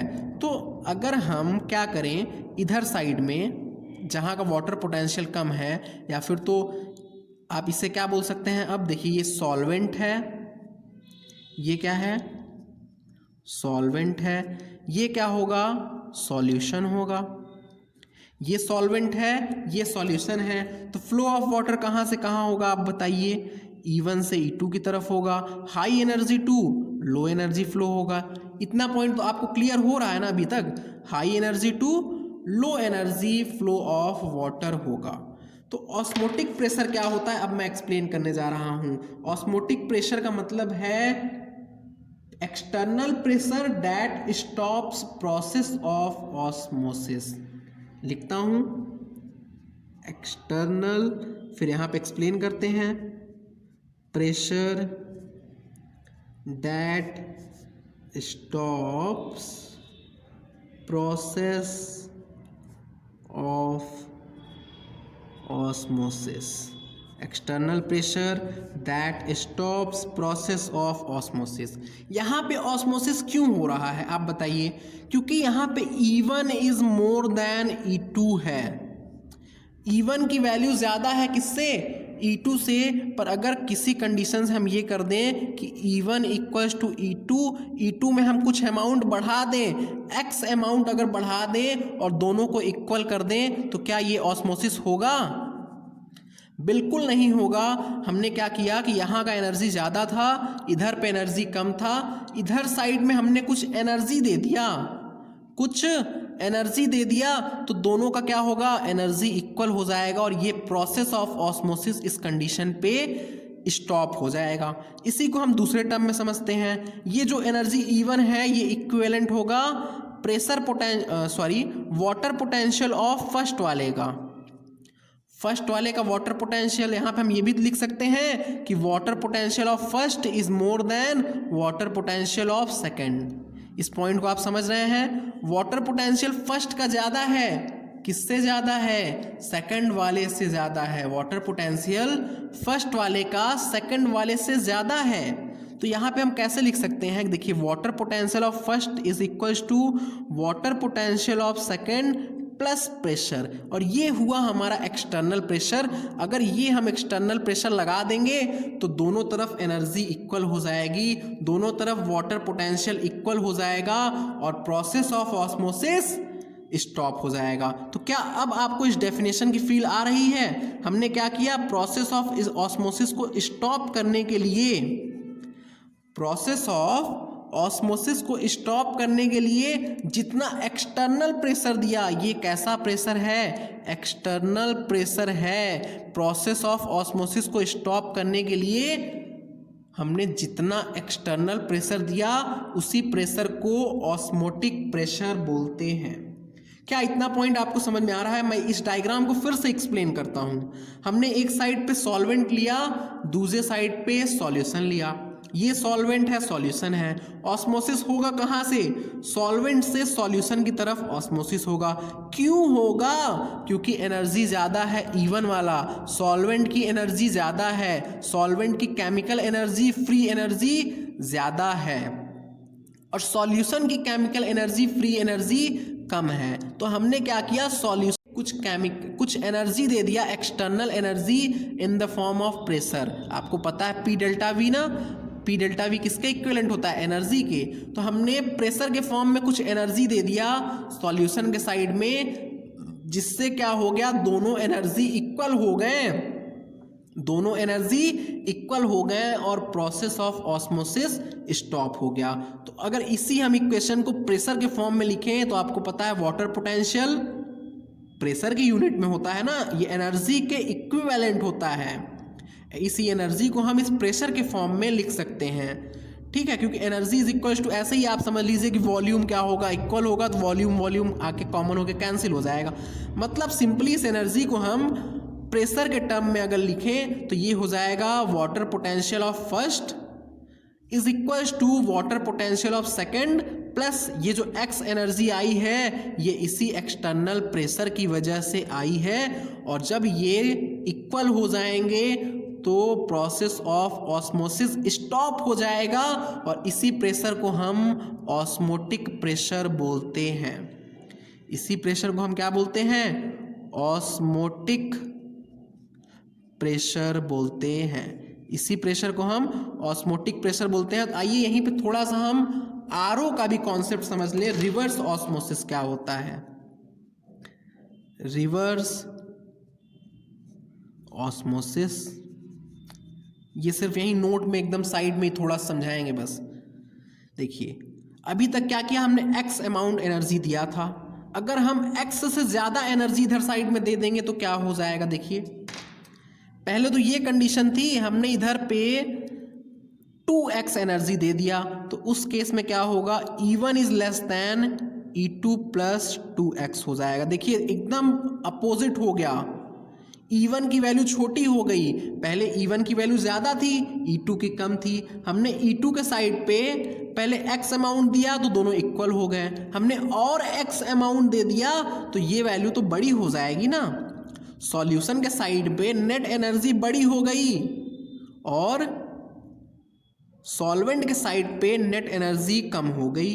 तो इसी को अगर हम प्रेशर के फॉर्म में लिखें तो कैसे हो जाएगा, या फिर तो प्रेशर के फॉर्म में लिख ही देते हैं। देखिए तो ऐसे लिखेंगे वाटर पोटेंशियल ऑफ फर्स्ट वाले का वाटर पोटेंशियल अब हो जाएगा less than water potential of second plus 2 times of pressure. हमने एक्सेस प्रेशर दिया ना, एक्सेस प्रेशर दिया, जिससे क्या हुआ, पूरा हमने कहानी को पलट दिया। तो अब क्या होगा, मूवमेंट ऑफ वाटर कहाँ से कहाँ होगा आप बताइए। ज़्यादा एनर्जी ये है, कम एनर्जी ये है, मैं बना के दिखाता हूँ। अब क्या, ये जो हमारा डायग्राम था इसमें कुछ चेंजिंग हो गया। अब इधर पे हमारा क्या था, सॉल्यूशन था तो सॉल्यूशन ही रहेगा, इधर पे हमारा सॉल्वेंट था तो सॉल्वेंट ही रहेगा। बट हमने क्या किया कि सॉल्यूशन साइड पे प्रेशर लगा दिया, एक प्रेशर लगाया तो दोनों इक्वल हो गए। मैंने उससे ज़्यादा प्रेशर लगा दिया, pressure more than osmotic pressure है। रिवर्स ऑस्मोसिस में pressure more than osmotic pressure required, यहाँ पे हम लिख देते हैं ऐसे ही।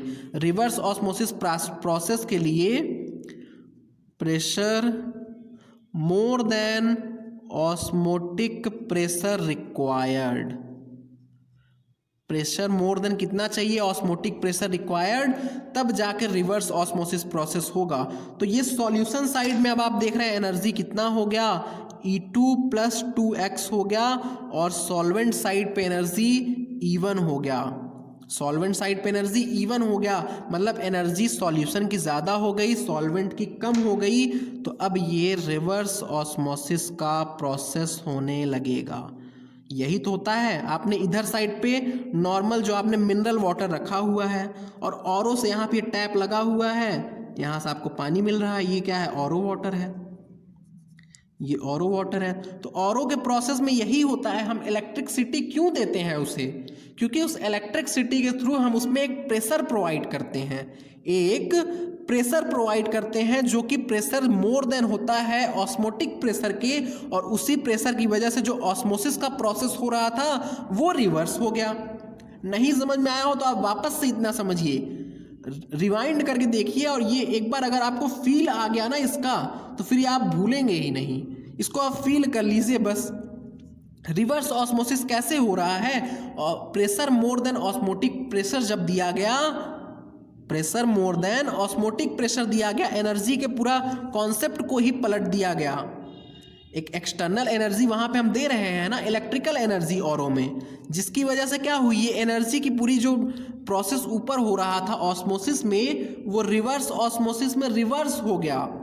तो रिवर्स हो गया मतलब क्या होगा, अब देखिए सॉल्यूशन से सॉल्वेंट साइड में वाटर का फ्लो होगा, मतलब आपको मिनरल वाटर से, जो यहाँ पे ज़्यादा मिनरल था, मोर मिनरल वाटर से आपको नॉर्मल मिनरल वाटर मिलेगा, नॉर्मल मिनरल वाटर। औरों के थ्रू हमें क्या नॉर्मल मिनरल वाटर मिल रहा है, और बाकी इधर साइड में क्या होता है, मोर मिनरल वाटर होता है। ऐसे समझिए जिस टंकी से हमने जुड़वाया हुआ है वहाँ पे ज़्यादा मिनरल है, और औरों से जो हम पानी पी रहे हैं वहाँ पे उतना ही मिनरल है जितना होना चाहिए एक वाटर में। ठीक है, तो यही औरों का प्रोसेस आपको समझ में आया कि कैसे हुआ, pressure more than osmotic pressure इसको लगाना पड़ा। तो ये हुआ हमारा औरों का कॉन्सेप्ट। इसे मैं एक ऐसे ऐसे ऐसे ऐसे गोले में बंद कर देता हूँ, क्योंकि यहाँ का ये टॉपिक नहीं है, फिर भी एक्सप्लेन हो गया औरों। इसके बाद ऑस्मोटिक प्रेशर में जाते हैं। ये ऑस्मोटिक प्रेशर क्या है, external pressure that stops process of osmosis. वो एक्सटर्नल प्रेशर जो ऑस्मोसिस के प्रोसेस को स्टॉप कर देता है। तो केमिस्ट्री में हमने पढ़ा है कि ऑस्मोटिक प्रेशर को पाई से रिप्रेजेंट करते हैं। ऑस्मोटिक PRESSURE को पाई से रिप्रेजेंट करते हैं, और पाई इज इक्वल टू होता है C इंटू में R इंटू में T, I इंटू में C इंटू में R इंटू में T। I क्यों लिख रहे हैं अभी हम क्लियर कर देंगे। अगर आपने सॉल्यूशन चैप्टर पढ़ा है तो ये आपको और भी अच्छे से समझ में आएगा, क्योंकि मैं वहाँ का पूरा कॉन्सेप्ट यहाँ पे लेके चल रहा हूँ। तो ऑस्मोटिक प्रेशर का फॉर्मूला क्या हो जाएगा, I इंटू में C इंटू में R इंटू में T। ठीक है, तो ये समझ में आ रहा है, ये ऑस्मोटिक प्रेशर का फॉर्मूला है। यहाँ पे C क्या है, कंसंट्रेशन है। सॉल्यूशन साइड में कितना कंसंट्रेशन है, यही क्या हो गया, यहाँ पे C हो गया। ऑस्मोटिक प्रेशर हम कहाँ अप्लाई करेंगे, मोर कंसंट्रेटेड सॉल्यूशन पे अप्लाई करेंगे। यहाँ पे हमने सॉल्वेंट और सॉल्यूशन से समझाया, बट अगर दो सॉल्यूशन होगा तो हम उस साइड पे अप्लाई करेंगे जहाँ का कंसंट्रेशन ज़्यादा होगा। जैसे हमने अगर ये दो सॉल्यूशन बनाया, सॉल्यूशन 1 है, सॉल्यूशन 2 है, और यहाँ पे हमने बोल दिया कि 5 चीनी के मॉलिक्यूल हैं, 5 चीनी के मॉलिक्यूल हैं, और यहाँ पे 10 वाटर है। अगर ओवरऑल ऐसे दिखाएं तो, और 2 यहाँ पे चीनी है और यहाँ पे 10 वाटर है। तो अब आप बताइए कंसंट्रेशन कहाँ का ज़्यादा हुआ, जहाँ पे सॉल्यूट ज़्यादा वहाँ का कंसंट्रेशन ज़्यादा। आपने एक गिलास पानी में 1 चम्मच चीनी डाला और 1 गिलास पानी में 2 चम्मच चीनी डाला, तो कौन सा ज़्यादा कंसंट्रेटेड है, कौन सा ज़्यादा मीठा आएगा, 2 चम्मच चीनी वाला। तो 10 वाटर के मॉलिक्यूल में यहाँ पे 5 वाटर है, यहाँ पे 10 वाटर के मॉलिक्यूल में 2 वाटर है, तो मोर कंसंट्रेटेड कौन है, ए वाला का कंसंट्रेशन मोर देन बी वाले के कंसंट्रेशन होगा। ए का कंसंट्रेशन ज़्यादा होगा। अगर ए का कंसंट्रेशन ज़्यादा है तो ऑस्मोसिस का प्रोसेस बी से ए की तरफ होगा, बी से एक ही तरफ होगा। और अब की बार हमें ऑस्मोटिक प्रेशर कहाँ पे लगाना होगा, इस प्रोसेस के रिवर्स पे हमेशा लगाना होता है। ऑस्मोसिस के डायरेक्शन के रिवर्स पे, हमें ऑस्मोसिस को रोकना है ना, तो उसके रिवर्स पे लगाना होगा। और इसी को हम क्या बोलते हैं, ऑस्मोटिक प्रेशर बोलते हैं। Osmotic pressure always more concentrated solution पे लगाया जाता है, जिसे आप हाइपरटोनिक सॉल्यूशन भी बोल सकते हैं। तो ये हो गया हमारा ऑस्मोटिक प्रेशर, जहाँ पे सी क्या होगा, कंसंट्रेशन होगा। आइए पहले समझ लेते हैं इन्हीं सारे पे कि फैक्टर अफेक्टिंग ऑस्मोटिक प्रेशर, या फिर तो osmotic pressure depends on, osmotic pressure किस पे डिपेंड करता है। OSMOT, OP मैं नहीं लिख पा रहा हूँ क्योंकि ऑस्मोटिक पोटेंशियल भी इसी के बाद हमें पढ़ना है। Osmotic pressure depends on, osmotic pressure किस पे डिपेंड करता है, तो इसी फॉर्मूले से आपको क्लियर होगा। तो सबसे पहला यहाँ पे हम लिख सकते हैं कंसंट्रेशन, आई को उसके बाद में समझते हैं। सबसे पहला कंसंट्रेशन लिख लेते हैं फर्स्ट पे। कंसंट्रेशन पे ऑस्मोटिक प्रेशर डिपेंड करेगा।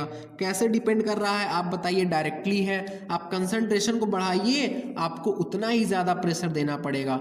जितना ज़्यादा कंसंट्रेटेड सॉल्यूशन होगा उतना ही ज़्यादा प्रेशर लगाना होगा। इस चैप्टर को आप एक बार में पढ़ के समझ जाएं तो आप भूल जाएंगे। इस चैप्टर को कई बार रिवीजन करना होगा, एक एक लाइन को समझना होगा, तभी जाकर के ये चैप्टर आप अच्छी तरह से समझ पाएंगे, क्योंकि यहाँ पे कॉन्सेप्ट पूरा भरा हुआ है। ठीक है, तो इसे आप कंटिन्यू रिवीजन पे लीजिए। एनसीईआरटी को एक ही दिन में 2 बार पढ़िए। एक बार जब आप पढ़ेंगे, उसके बाद जब आप दोबारा पढ़ेंगे तो आपको बहुत चीज़ें नई मिलेंगी। जितनी बार आप पढ़ेंगे आपको कुछ ना कुछ नया मिलता जाएगा, कोई ना कोई लाइन एक्स्ट्रा समझ में आएगी। तो कई बार पढ़िए तब अच्छे से समझ में आएगा। ये देखिए कंसंट्रेशन पे डिपेंड कर रहा है। कैसे डिपेंड कर रहा है कि pi is directly proportional to concentration of solute. Short में लिख दिया हूं मैं कि ये डायरेक्टली प्रोपोर्शनल है। आप कंसंट्रेशन को बढ़ाइए तो प्रेशर ज़्यादा देना पड़ेगा। सेकेंड पॉइंट यहाँ पे क्या लिख सकते हैं हम, आर तो यहाँ पे कांस्टेंट है। आर क्या है, यहाँ पे गैस कांस्टेंट है, जिसकी वैल्यू होती है 8.314 जूल पर मोल, नहीं जूल पर, हाँ मोल इनटू में केल्विन, ये इसकी यूनिट होती है। मीन्स ये कांस्टेंट वैल्यू है, यूनिवर्सल गैस कांस्टेंट है ना। तो यहाँ पे ये तो हमारी कांस्टेंट वैल्यू हो गई। तो दूसरा पॉइंट हम लिख लेते हैं, टेम्परेचर पे डिपेंड करता है। किस पे, ऑस्मोटिक प्रेशर टेम्परेचर पे डिपेंड करता है, और टेम्परेचर के भी डायरेक्टली है। आप टेम्परेचर को बढ़ाइए, आपको ज़्यादा प्रेशर देना होगा। जितना ज़्यादा टेम्परेचर होगा उतना ही ज़्यादा प्रेशर लगेगा। जितना ज़्यादा टेम्परेचर होगा उतना ही ज़्यादा प्रेशर लगेगा। थर्ड पॉइंट में हो जाएगा आई। क्या आपको पता है आई क्या है? आई है वांट ऑफ फैक्टर। आई क्या है यहाँ पे, want of factor. Want of factor होता है FACTOR। आई होता है वांट ऑफ फैक्टर। और आई को आइए थोड़ा समझते हैं। ये आई की वैल्यू अगर हम जैसे NaCl के लिए देखें तो इस आई की वैल्यू 2 होती है।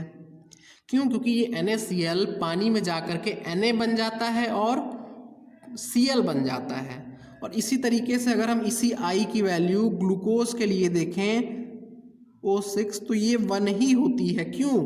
क्योंकि ये ग्लूकोज पानी में जाके ब्रेक नहीं हो रहा है, पानी में जाकर के ब्रेक नहीं हो रहा है।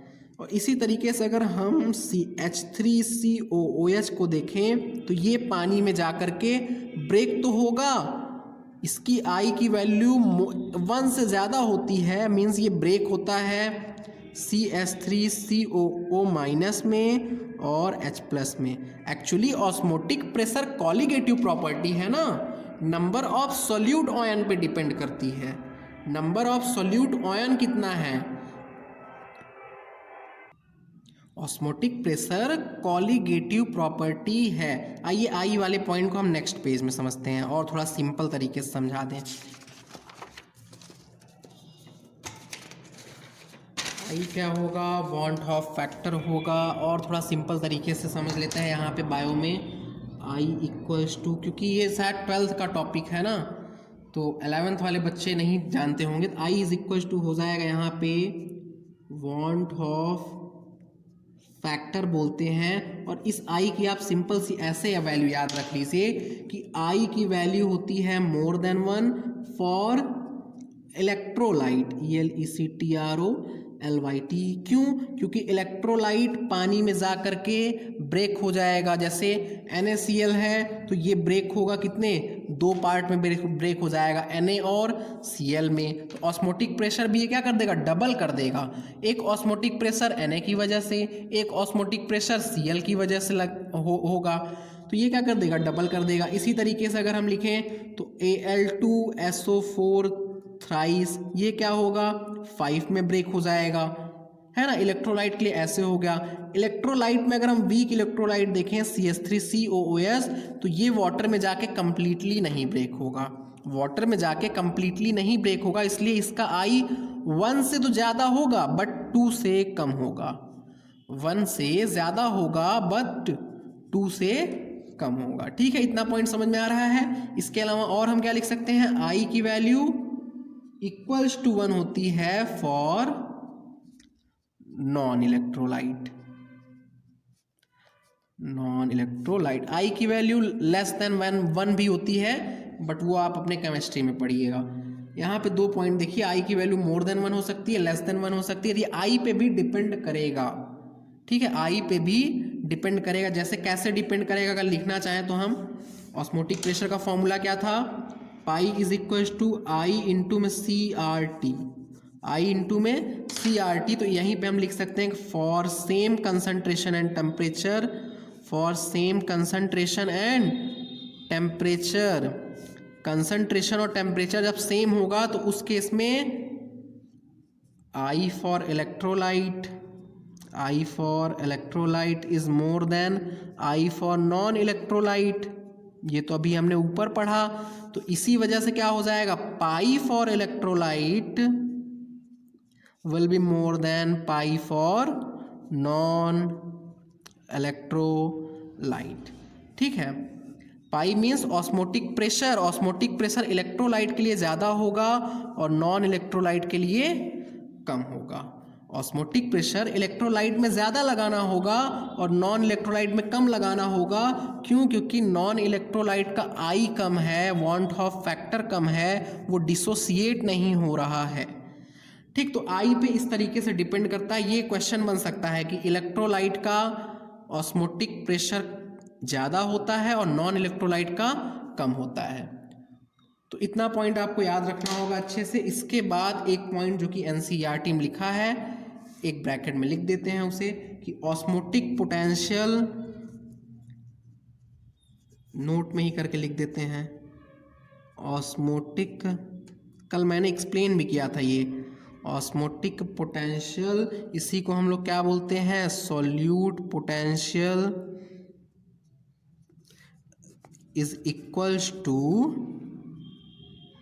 Negative of osmotic pressure. Osmotic pressure, osmotic pressure की जो वैल्यू आएगी उसी का नेगेटिव वैल्यू होता है ऑस्मोटिक पोटेंशियल और सॉल्यूट पोटेंशियल। ये पॉइंट NCERT में लिखा है। ऑस्मोटिक पोटेंशियल कैसा होगा, नेगेटिव होता है, और ऑस्मोटिक प्रेशर कैसा होता है, पॉजिटिव होता है। Osmotic potential negative, osmotic pressure positive होता है। ठीक है, इतना पॉइंट आपको समझ में आ रहा है। अब थोड़ा सा इसका फील ले लिया जाए। देखिए, ऑस्मोटिक प्रेशर के बारे में अभी हमने पढ़ा कि एक्सटर्नल प्रेशर होता है। ऑस्मोटिक प्रेशर एक्सटर्नल प्रेशर होता है। ऑस्मोटिक पोटेंशियल सॉल्यूट की वजह से एक सेल की इंटरनल प्रॉपर्टी है, सेल की इंटरनल प्रॉपर्टी है। जितना ज़्यादा सॉल्यूट होगा उसका, उस सेल का ऑस्मोटिक पोटेंशियल उतना ज़्यादा होगा, नेगेटिव वैल्यू है। आप देखिए फिर से, ये सेल है, हमने इस सेल में क्या किया, खूब सारा सॉल्यूट मिला दिया। जितना ज़्यादा सॉल्यूट डालेंगे उतना ही नेगेटिव में क्या होगा, ऑस्मोटिक पोटेंशियल होगा, उतना ही नेगेटिव में ऑस्मोटिक पोटेंशियल होगा। और नेगेटिव का मतलब मैंने बताया था पुलिंग। नेगेटिव का मतलब क्या होता है? पुलिंग। ये वाटर को सक करेगा, खींचेगा वाटर को। आपने अगर ज़्यादा सॉल्यूट मिला दिया, ये सेल की प्रॉपर्टी है ना osmotic potential. Osmotic potential cell की प्रॉपर्टी है। आपने जितना ज़्यादा सॉल्यूट मिला दिया उतना ही ज़्यादा ऑस्मोटिक पोटेंशियल होगा, मतलब उतना ही ज़्यादा वो वाटर को सक करेगा। निगेटिव में उतना ज़्यादा होगा। ठीक है, ये पॉइंट आपको समझ में आ रहा है? नहीं समझ में आ रहा है तो इतना आप याद रखिए कि osmotic potential negative of osmotic pressure होता है। ऑस्मोटिक प्रेशर एक्सटर्नली लगाते हैं और ऑस्मोटिक प्रेशर सेल की इंटरनल प्रॉपर्टी है। नेगेटिव होता है, इंटरनल प्रॉपर्टी है वाटर को सक करने की, वाटर को पुल करने की, खींचने की ये प्रॉपर्टी है। ऑस्मोटिक प्रेशर हम लगाते हैं इसी ऑस्मोटिक पोटेंशियल को ज़ीरो करने के लिए, कि ऑस्मोटिक प्रेशर जो हम लगाते हैं इसी पोटेंशियल को ज़ीरो कर देते हैं। ठीक है, तो ये पॉइंट हो गई पूरा ऑस्मोटिक पोटेंशियल तक। इसके बाद नेक्स्ट टॉपिक है प्लाज्मोलिसिस। प्लाज्मोलिसिस टॉपिक को हम लोग नेक्स्ट लेक्चर में पढ़ेंगे। और ये जो ऑस्मोटिक प्रेशर हमने पढ़ा है उसके लिए जो एग्जाम्पल दिया हुआ है एनसीईआरटी में, हम इसे यहाँ पे पहले एक बार देख लेते हैं। देखिए एग्जाम्पल में क्या बनाया है। ये एक बीकर है जिसमें प्योर वाटर इन्होंने भर दिया है। एक बीकर है जिसमें प्योर वाटर भर दिया है और ये एक फनल है। इस फनल में इन्होंने सुक्रोज सॉल्यूशन को भरा है। इस सुक्रोज सॉल्यूशन को फनल में भर दिया है। तो यहाँ से क्या ऑब्जर्व हो रहा है कि वाटर जो है, वाटर प्योर है तो इसका वाटर पोटेंशियल कितना होगा? ज़ीरो होगा, मीन्स हाई होगा। वाटर पोटेंशियल इसका हाई होगा और सुक्रोज का वाटर पोटेंशियल लो होगा। सुक्रोज का वाटर पोटेंशियल लो होगा, मतलब वाटर मूव कहाँ से कहाँ करेगा? वाटर प्योर वाटर से इस सुक्रोज सॉल्यूशन में मूव करेगा। यहाँ आप देखिए इंक्रीमेंट दिखा रहे हैं कि ये लेवल ऊपर की तरफ बढ़ रहा है। क्यों बढ़ रहा है? क्योंकि प्योर वाटर से सुक्रोज सॉल्यूशन में वाटर मूव करेगा। यही पॉइंट यहाँ पे लिखा हुआ है कि sucrose solution taken in a funnel is separated from pure water in a beaker by a selectively permeable membrane. यहाँ आप देखिए सेलेक्टिवली परमिएबल मेम्ब्रेन, इस मेम्ब्रेन को बताया है। आगे क्या लिखा है? You can get this kind of membrane in an egg, remove the yolk and albumin through a small hole at one end of the egg. मैंने बताया था कि एग के किसी भी तरफ पे एक होल करके स्मॉल, आप उसमें से उसका सारा मटेरियल निकाल लीजिए। उसमें यॉल्क होगा, मीन्स जो येलो कलर होता है वहाँ उसमें, और उसके अलावा एल्ब्यूमिन प्रोटीन होगा, आप उसे बाहर निकाल लीजिए। फिर उसके बाद क्या लिखा है? Small hole at one end of egg and place the shell. ये जो शेल है इसे आप प्लेस कर दीजिए in dilute solution of HCl। HCl के डाइल्यूट सॉल्यूशन में कुछ घंटे के लिए इसे रख दीजिए। फिर क्या होगा? The egg shell dissolves. Egg shell calcium carbonate का बना है। HCl के प्रेजेंस में ये एग सेल डिजॉल्व हो जाएगा, लीविंग द मेम्ब्रेन इंटैक्ट। सिर्फ बचेगा क्या? मेम्ब्रेन बचेगा। ठीक है, तो यहाँ पे लिखा है ये जो मेम्ब्रेन है एग सेल का सेलेक्टिवली परमिएबल मेम्ब्रेन है। बट बाकी सारे बुक्स में मुझे मिला था कि egg membrane semi permeable membrane होता है। Egg membrane semi permeable membrane होता है। देखिए इसी यहाँ पे ऑस्मोटिक प्रेशर को समझाने की कोशिश किया डायग्राम में। पहले तो यहाँ पे ऑस्मोसिस के फिनोमिना को बताया है, फिर उसके बाद यहाँ पे क्या किया इन्होंने? ऊपर की तरफ से कुछ प्रेशर लगा रहे हैं। प्रेशर कहाँ लगा रहे हैं? सॉल्यूशन साइड पे प्रेशर लगा रहे हैं। सॉल्यूशन साइड पे या फिर तो मोर कंसंट्रेटेड साइड पे इन्होंने एक एक्सटर्नल प्रेशर को लगाया। और ये एक्सटर्नल प्रेशर क्या करेगा? प्रोसेस ऑफ ऑस्मोसिस को देखिए, यहाँ पे वाटर की एंट्री अब नहीं हो रही है, प्रोसेस ऑफ ऑस्मोसिस को स्टॉप कर देगा। प्रोसेस ऑफ ऑस्मोसिस को स्टॉप कर देगा। देखिए यहाँ पे अभी जब हम एक्सप्लेन कर रहे थे तो वहाँ पे हमने बताया कि जो ऑस्मोटिक पोटेंशियल होता है वो equals to negative of osmotic pressure होता है। इसमें हमने लिखा था कि ये जो ऑस्मोटिक पोटेंशियल है ये कैसा होगा, नेगेटिव होता है, ऑस्मोटिक प्रेशर पॉजिटिव होता है। ऑस्मोटिक पोटेंशियल नेगेटिव होगा और ऑस्मोटिक प्रेशर पॉजिटिव होता है। ऑस्मोटिक पोटेंशियल सेल की इंटरनल प्रॉपर्टी है और ऑस्मोटिक प्रेशर हमने एक्सटर्नली लगाया है। यहाँ पे सुक्रोज की वजह से कुछ अमाउंट में यहाँ पे क्या हो गया, ऑस्मोटिक पोटेंशियल डेवलप हो गया और इसी ऑस्मोटिक पोटेंशियल तो नेगेटिव है तो ये क्या करेगा, वाटर को सक करेगा, वाटर को अपने तरफ सॉल्यूशन में खींचेगा, सॉल्वेंट से सॉल्यूशन में वाटर को खींचेगा। पर जैसे ही हमने ऑस्मोटिक प्रेशर लगाया, इस ऑस्मोटिक प्रेशर ने क्या किया, ऑस्मोटिक पोटेंशियल को जीरो कर दिया, ऑस्मोटिक पोटेंशियल को बैलेंस कर दिया। ये जो सक करने की प्रॉपर्टी थी, ऑस्मोटिक प्रेशर हमने लगाया तो ऑस्मोसिस के फिनोमिना को बंद कर देगा ना, तो बंद क्यों कर देता है, ऑस्मोटिक प्रेशर लगाने पे ऑस्मोसिस का फिनोमिना बंद क्यों हो जाता है, क्योंकि ये जो ऑस्मोटिक पोटेंशियल है, ये जो शक करने की वाटर की प्रॉपर्टी थी इस सॉल्यूशन की, उसको हमने इस प्रेशर के थ्रू जीरो कर दिया। ये प्रेशर पॉजिटिव था, ऑस्मोटिक पोटेंशियल नेगेटिव था, दोनों को मिला करके इसी को जीरो कर दिया। एक पॉजिटिव एक नेगेटिव दोनों मिल के क्या हो गए, जीरो हो गए। और जीरो होने की वजह से प्रोसेस ऑफ ऑस्मोसिस रुक गया। तो ऑस्मोटिक पोटेंशियल क्या है, सेल की इंटरनल प्रॉपर्टी है, जो सेल में सॉल्यूट प्रेजेंट है उस सॉल्यूट के वजह से डेवलप होता है। सेल बोलिए आप या फिर तो कोई भी सॉल्यूशन बोल लीजिए, बायोलॉजी में तो हम सेल की ही बात करेंगे ना, और केमिस्ट्री में हम सॉल्यूशन की बात करेंगे। तो ये जो सॉल्यूशन है या फिर तो सेल है, इस सेल में जो ऑस्मोटिक पोटेंशियल होगा उसी ऑस्मोटिक पोटेंशियल को हम प्रेशर के थ्रू जीरो कर देते हैं, ऑस्मोटिक प्रेशर के थ्रू जीरो कर देते हैं। और इसी ऑस्मोटिक प्रेशर से हमने एक्सेस जब प्रेशर लगाया तो एक्सेस प्रेशर लगाएंगे, देखिए एक्सेस पॉजिटिव प्रेशर बढ़ेगा और रिवर्स ऑस्मोसिस का प्रोसेस स्टार्ट हो जाएगा। ठीक है, रिवर्स ऑस्मोसिस का प्रोसेस स्टार्ट हो जाएगा। तो ये ऑस्मोटिक प्रेशर का एक एग्जामिनेशन था या फिर तो इसको एक्सपेरिमेंट के थ्रू एक्सप्लेन किया इन्होंने। तो ये सारे पॉइंट्स को आप अच्छे से पढ़ लीजिएगा। यहाँ पे एक क्वेश्चन लिखा है, in case sucrose does not diffuse out through the membrane will this equilibrium ever be reached. अगर ये सुक्रोज इस मेम्ब्रेन से बाहर नहीं आता है तो, ये सुक्रोज इस मेम्ब्रेन से अगर बाहर नहीं आता है, क्योंकि सेलेक्टिवली परमिएबल है ना, तो सेलेक्टिवली परमिएबल क्या करेगा, कुछ सेलेक्टेड सॉल्यूट को भी मूव होने देगा। बट इन्होंने एक कंडीशन बनाया कि इन केस ये जो सुक्रोज है does not diffuse out through the membrane, ये मेम्ब्रेन के थ्रू डिफ्यूज नहीं कर रहा है, तो क्या ये इक्विलिब्रियम कभी रीच हो सकता है?